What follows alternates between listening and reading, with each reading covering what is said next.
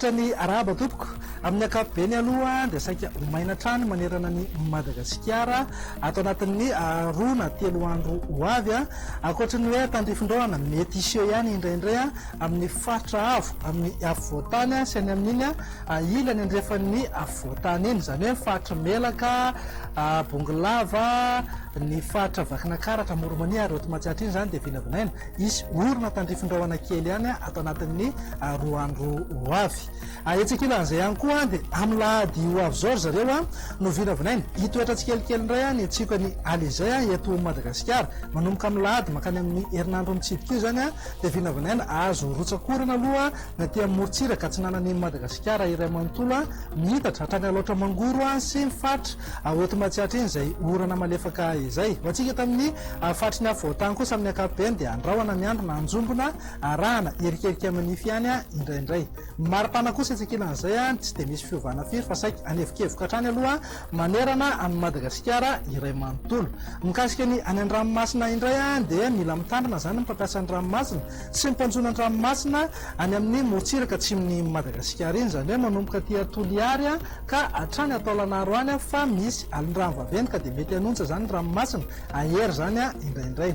Toy izao raha mitoetra ny androntsika ho amin'ny rahampitso maraina andrahoana aloha amin'ny ankapobeny izay mety ahazo orana malefaka ihany indraindray any amin'ny faritry Savasy Analanjorofo iny. Ny faritra sisa rehetra kosa homaina tanteraka mihitsy amin'ny ankapobeny. Raha ho an'ny tolakandro kosa indray ara dia hitoy hatrany aloha ny andro saika mandrahona any amin'ny faritra Savasy Analanjorofo. Raha toa kosa ka ahazo orana tandrifin-drahona indraindray ny atanin'ny Melaka, Bongolava ary any amin'iny faritra Vakinakaratra iny. Ny faritra sisa rehetra moa homaina tanteraka mihitsy amin'ny ankapobeny.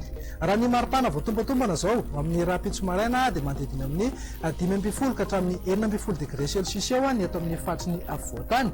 Ny morotsiraka sy ny renivohim-paritany rehetra moa dia saika eo anelanelan'ny 20 ka hatramin'ny 4 na 5 degré celsius eo. Fa raha ho an'ny tolakandro kosa indray dia anevokevoka hatrany aloha ny andro saika manerana ny Madagasikara fa hafana be zany any amin'ny manodidina ny Antsohihy, Mahevatanana ary Mahajanga mananky hatrany amin'ny 30 degré celsius mihitsy. Mafana be zany 30 degré celsius zany ka dia mila miomana any amin'izay zany any amin'iny faritra ireny. Hoantsika tamin'ny afo voatany kosa dia manodidina amin'ny 4 ka hatramin'ny 7 degré celsius eo. Vinavinaina isy fidinany kely izy io amin'ny alahady ho avy izao.